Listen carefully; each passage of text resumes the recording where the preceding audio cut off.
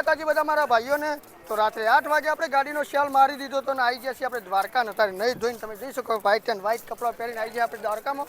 તમને ઝૂમ કરીને બતાવું મંદિર દેખાતું છે, અને ના દેખાતું હોય તો તમને હું જોડે જઈને બતાવીશ મંદિર. અને બીજી ગાડી લઈને આપણા છોટું, એમનું નામ સાહિલ છે પણ આપણે પ્રેમથીને ભાઈ છોટું કહીએ છીએ. અમે એક મારી ગાડી અર્ટિકા અને એક એમની ભાઈની ગાડી છે અર્ટિકા લઈને આવી જઈએ. બીજા બધા રોહિત.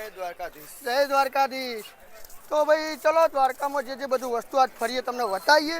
અને જે દ્વારકાધીશના ભાઈ બહારથી તમને દર્શન કરાવીશ. અંદર તો ફોન અલાઉડ નહીં એટલે તમને બહારથી દર્શન કરાવીશ ધજાના. અને તમે જોઈ શકતા છો કે એનો નજારો એક નંબર દેખાય ભાઈ. મંદિર તમે જોઈ શકતા હોય તો ઝૂમમાં. બાકી તમને જોડે જઈને તો હું દર્શન કરાવું જ છું.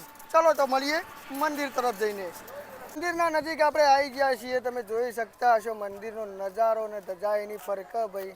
અને તમે કહેવત છે કે ભાઈ તમે અંદર દર્શન કરવાનો એક સમય ટાઈમ ના મળે તો આની ધજાનો રહી તમે દર્શન કરી લેજો.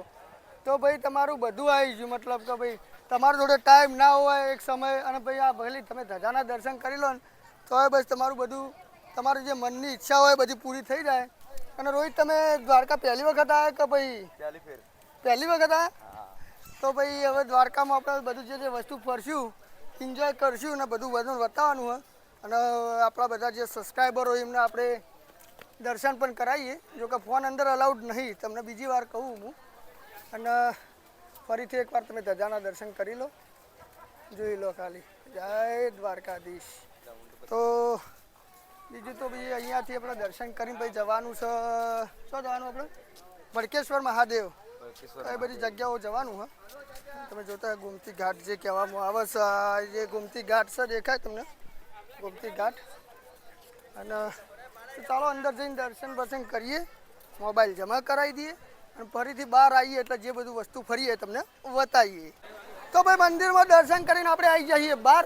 અને લો તમને પણ દર્શન કરાવી લઉં. તમે ધજાના દર્શન કરી લો. તમે કે અંદર ફોન તો અલાઉડ હ નહીં, પણ આ ધજાનો નજારો તમે જોઈ શકો એટલો બેસ્ટ નજારો હ. અને અમે ભાઈ ફોન જે જમા કરાયા હતા એ ફોન અને અમારા બૂટ ચંપલ અહીંયા જમા કરાયા હતા. અને અહીંયાથી ભાઈ અંદર દર્શન કરવા ગયા હતા. તો દર્શન કરીને બહાર આવી જાય ફરીથી તમે એકવાર દર્શન કરી લો. જે ધજાનો નજારો હોય ભાઈ એક નંબર. આ ધજાના દર્શન કરશો એટલે તમારી બધી મનની મુરાદો ભાઈ પૂરી થઈ જશે. અને હવે અમે અહીંયાથી જે જગ્યાએ ફરવા જશું એ તમને અમે બતાવશું. હવે લગભગ તમે ભડકેશ્વર મહાદેવ જશું કાં તો ભાઈ કોઈ બી જગ્યાએ જશું તો એનો બધા શૂટ તમને બતાવશું. જય માતાજી. તો દર્શન કરીને ભાઈ આવી જાય આપણે ભાઈ હોટલ આરતી એ જમવા માટે. શું કેવું રોહિત તારું? મરી જાવ પૂછે જમવા ભાઈ. અમે અનલિમિટેડ થાળી મંગાવી દીધી ગુજરાતી થાળી 170 રૂપિયામાં અનલિમિટેડ. 3 શાક છે ભાઈ, દાળ છે, ભાત હજી આવવાના બાકી, છાશ. અને ભાઈ રોહિત ને બધા ડુંગળી અટકારી રહ્યા સાહિલ ને બધા. તો ચલો હવે જમી લઈએ ને પછી આગળ જઈએ ફરવા. તો તમને જે જગ્યાએ જઈએ બતાવીએ. આવી ગયા છીએ આપણે ભાઈ 12 જ્યોતિર્લિંગમાંથી એક જ્યોતિર્લિંગમાં નાગેશ્વર મહાદેવ હી જે. તો અકણ આવી જાય તમે જોઈ શકો એની મોટી મૂર્તિ. તો ચાલો તમને હવે અંદર દર્શન કરાવીએ જો અંદર ફોન અલાઉડ હોય તો. બરાબર. બાકી મૂર્તિ તો તમે જો શિવ ભગવાનની બહુ મોટી છે. એના તો દર્શન તમે કરી લો. અંદર આવ્યા પછી તમને જે મહાદેવની મોટી મૂર્તિ એનો વ્યૂ બતાવો. તમે જો ખાલી એક નંબર લાગે ભાઈ. અને 12 જ્યોતિર્લિંગમાંથી એક ભાઈ જ્યોતિર્લિંગ છે ભાઈ નાગેશ્વર મહાદેવ ભાઈ.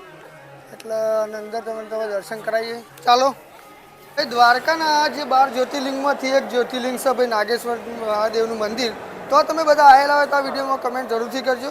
અને તમને બતાવી દઉં કે ભાઈ મહાદેવની આ જે મંદિર છે અને એનો વ્યૂ આ મંદિરનો તમે જોઈ શકો. કદાચ તમે જોજો અંદર જઈને તો હું તમને બતાવીશ જ, દર્શન બી કરાવીશ. કેમ કે ફોન અલાઉડ છે.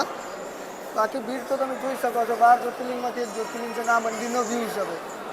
થઈ ગઈ તો એનો વ્યૂ તમને થોડો લઉં, તમે જોઈ લો. તો બોલો મહાદેવની જય.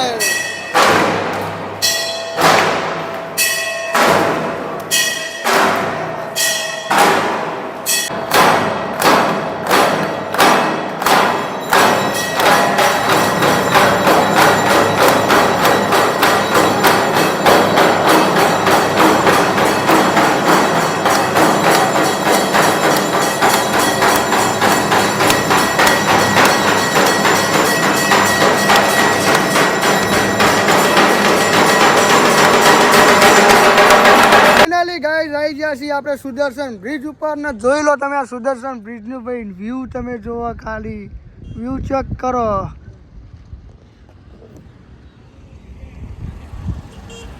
એક વ્યૂ અને હું તમને બીજા વ્યૂ બતાવો તો બન્યા રહેજો તમે.